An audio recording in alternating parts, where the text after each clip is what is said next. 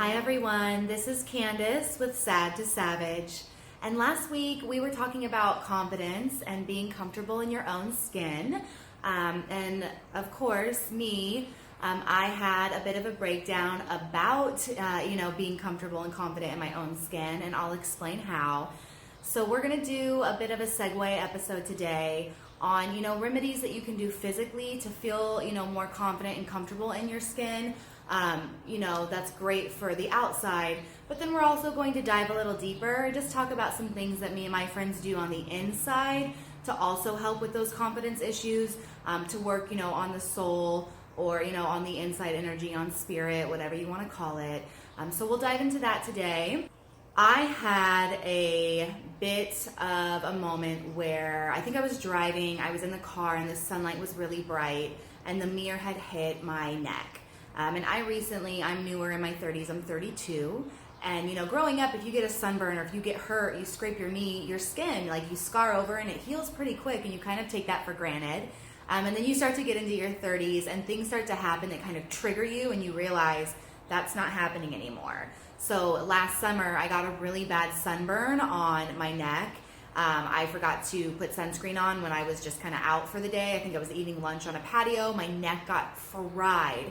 And it just really never healed. If you look at my neck up close, it's super dry and leathery and like wrinkly. And I'm not used to that because I just never had it before. So for me, when I look at it, sometimes I get really subconscious and it puts me in this mode. And eventually, I can remind myself that, hey, it's part of life, it's a cycle. And I work on it mentally to work through it. But then I also remind myself that there are things physically I could do to take care of my skin. I should have worn sunblock that day. And that's just not something that was really ingrained into me and my family as a child. So I have to get used to that. I have to make sure that I prioritize taking care of my skin as an adult. That I really love on the vessel, that I give it THC, or that I give it TLC.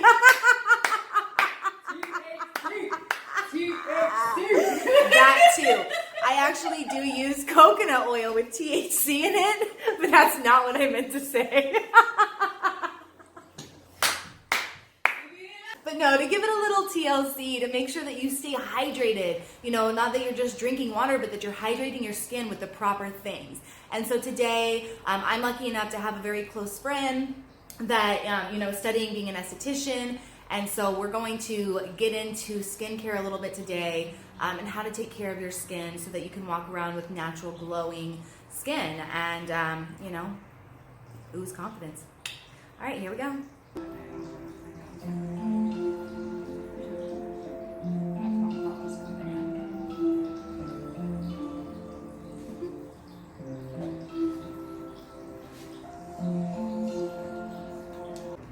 So today we were talking about, being confident in our own skin, and we had some, I want to say work done, but we had some, what would you call them? Treatments done. We had treatments done to help with certain areas that we were feeling were like problematic for us to, help us feel a bit more confident. I wanted to talk to you all about that today. Ari, how are you feeling after your treatment? I know you had a beautiful facial. You're glowing. Thank you. Yeah, I feel pretty good. Earlier I was feeling a little clogged in my skin, and I was just feeling dehydrated on my skin as well.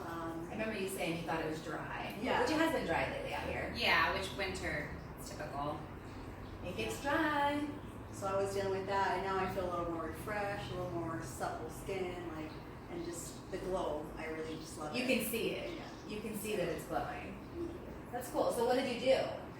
So what I did on Ari was a full facial plus a galvanic treatment. So Galvanic? Galvanic. It sounds fancy. Yes. So the galvanic or galvanic is it's actually a natural current that's currently flowing through our bodies. So what it does is it'll help first it's awesome to bring sebum, aka oil, up to the surface so that we estheticians can actually remove it, hence allowing the skin to breathe more, which is why Ari had mentioned after we had performed those extractions using galvanic, she felt less congested. So that's where that all ties into her specific treatment. And then the galvanic, much like the high frequency, which we'll talk about, is awesome at penetrating product deep into the dermis, which is what you want, because again, we go through new layers of skin that needs to be exposed. And the only way to do that is exfoliation. So you used the galvanic, Yes. I've been saying that right, on your skin. Okay, yeah, I can see that it is really glowing. And then because of like being in cities like LA where like your skin just gets congested, there's a lot of smog in the air. You know, if you're from a place that has a lot of cars, a lot of driving, a lot of people, it's just inevitable that there's like heavy metals and toxins in the air that get in our skin, that get in our blood. So I think that's cool that it was able to penetrate a little bit deeper and clear all that congestion out. Very cool. Very, very A great cool. experience too. You Gentle enjoyed? hands, yes. Very cool. Thank you. Yeah, so that was my experience. But I know you also had a session with her as well, right? I did.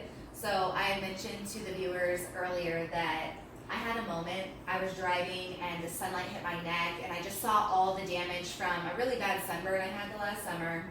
And so I had mentioned to her like, hey, I need to work on this area a little bit.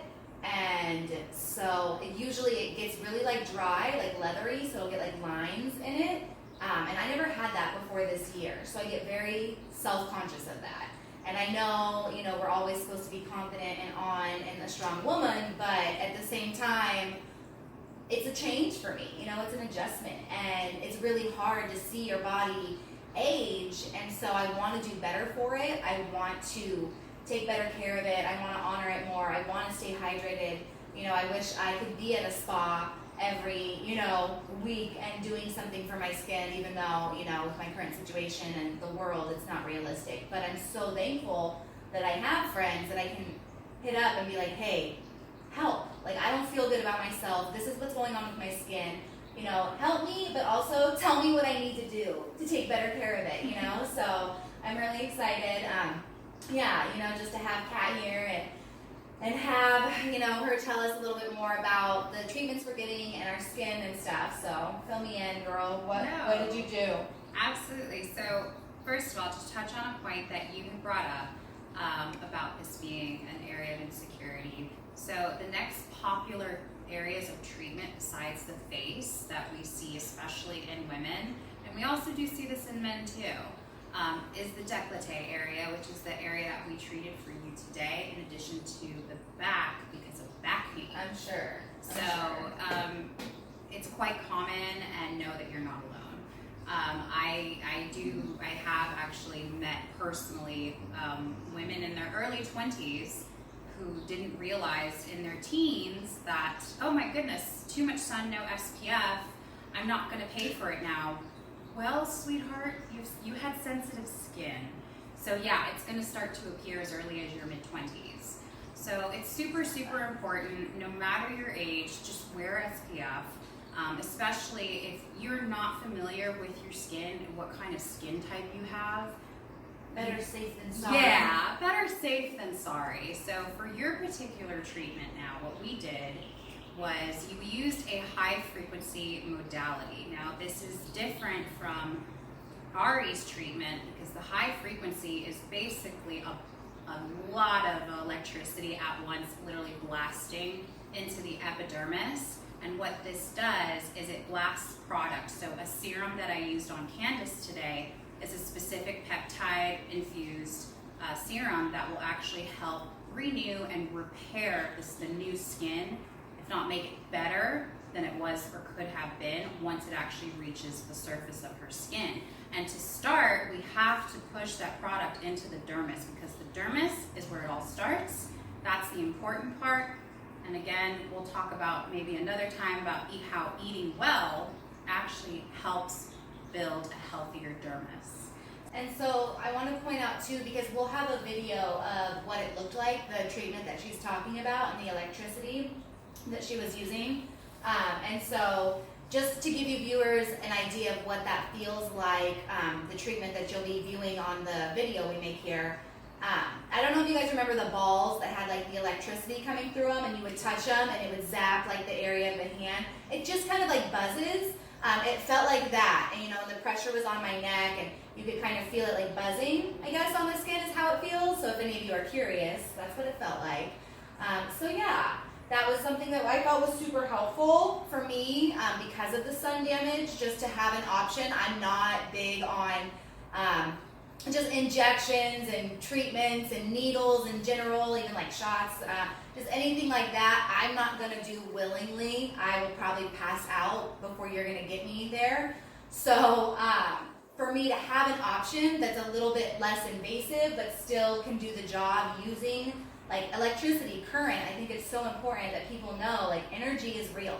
Like we are energy, like everything is energy, everything exudes a vibration, and so to know that you can use vibration to heal, I think that's important. I think people should know that. That's actually, I'm so glad you brought that up, because that's basically what it is. In the end of the day, we all have electrical current running through us. So these modalities that you'll see medical estheticians using, or even just general estheticians, these are modalities that literally are pumping up and even alternating the currents running through your body to help manipulate your skin to being better. So it's a really powerful thing. How are you feeling? Please do not move at all when I'm doing this.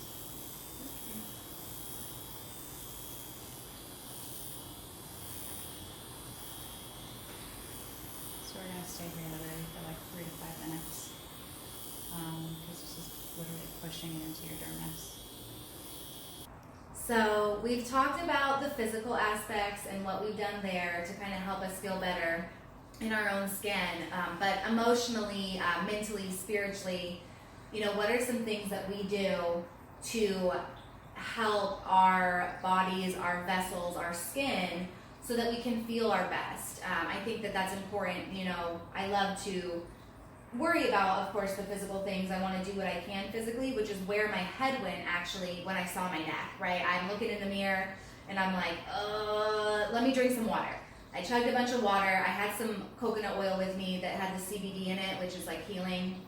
I put that on, and it feels great to do something, physically, but the fact that like I was being hard on my body, like I was kind of downing it for what it was going through, or being down on it, I had to shift that perspective in my head. So I went from being really anxious and worried about aging in my skin to appreciating the fact that my skin has been through a lot. When I got burned last summer, it was bad.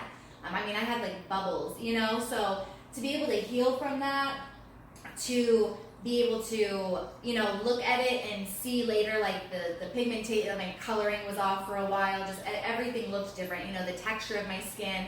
So the fact that it is healing is great, and like my skin does a lot, right? It protects me from a lot. It does a lot of work on the daily that I don't think of.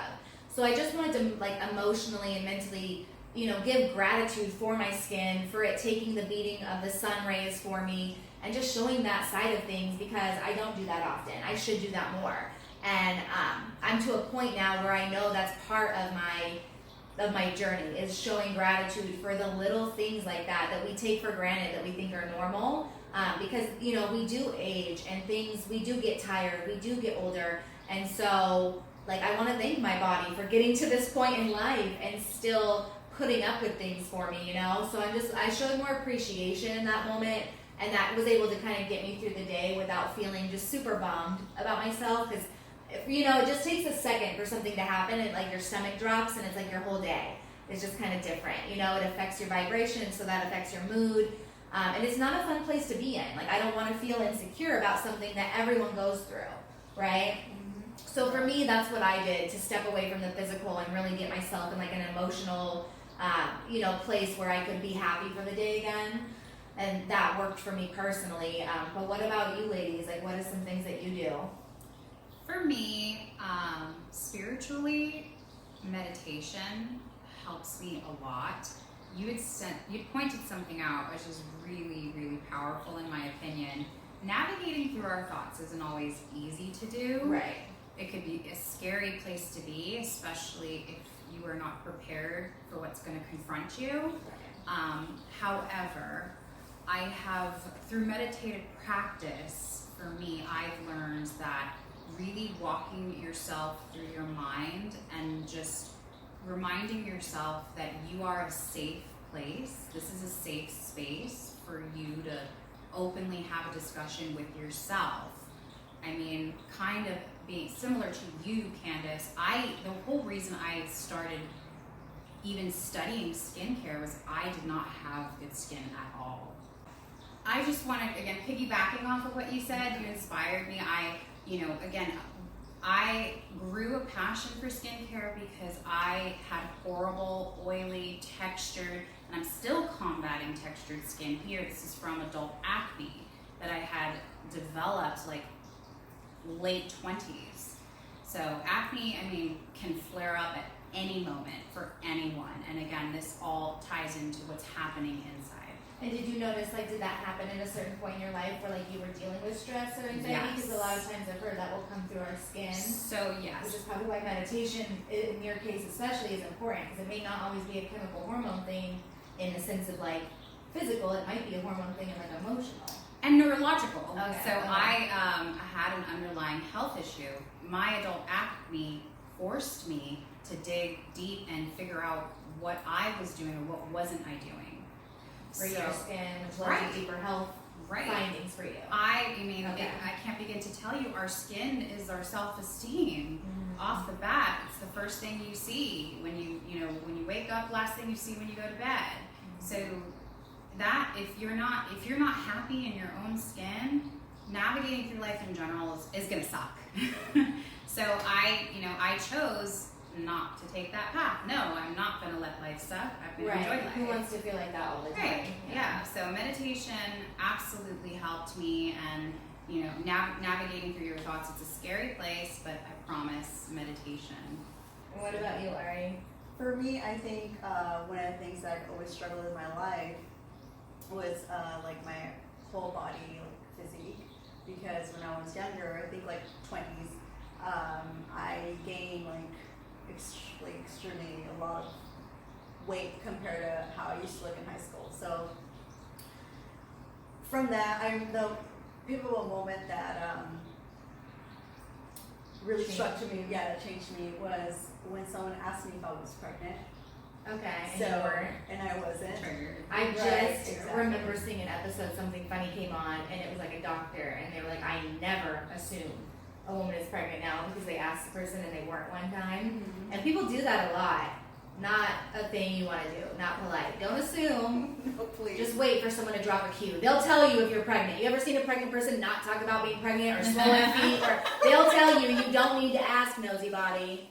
Okay, go ahead. Let's see. So at that point, in that moment in time, I started doing my research. I started investing in material, reading Women's Health magazine at the moment, and then it went into books, and then content, which was on YouTube, and So you're an educator. Yeah, I was just educating myself. You gotta take all the knowledge and what can I do to change that. Okay. And then I wasn't too good on the nutrition yet, but it took me a while, because although I was exercising correctly for 3 or 4 times a week, and pushing those weights and those repetitions, I was gaining more weight.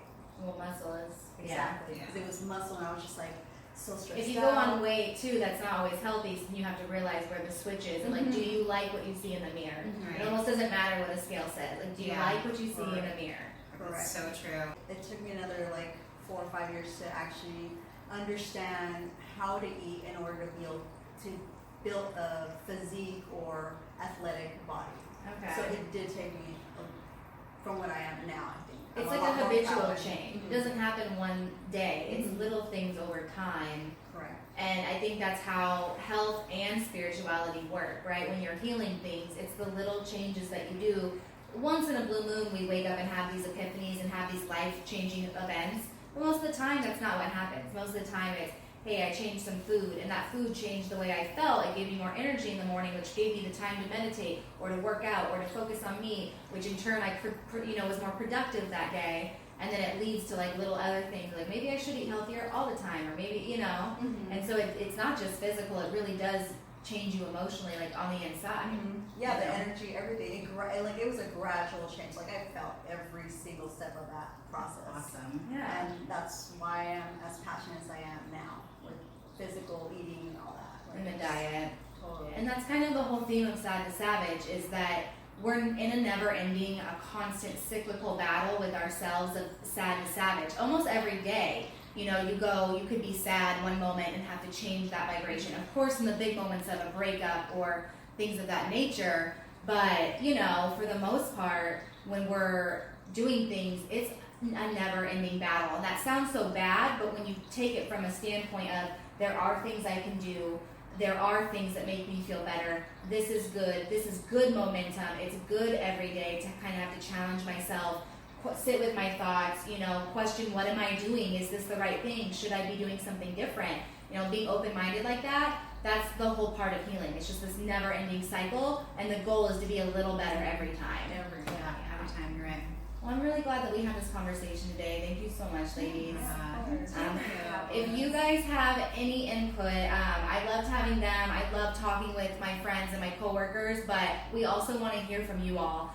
What are some things that when you are not feeling confident, that you do either physically or, you know, emotionally and spiritually to try to get your head right? I know we talked about it a little bit last week, but we're always just going to be diving into things more and more. So if you guys can give us your input and your ideas of things that you want to hear about even, we would love to know.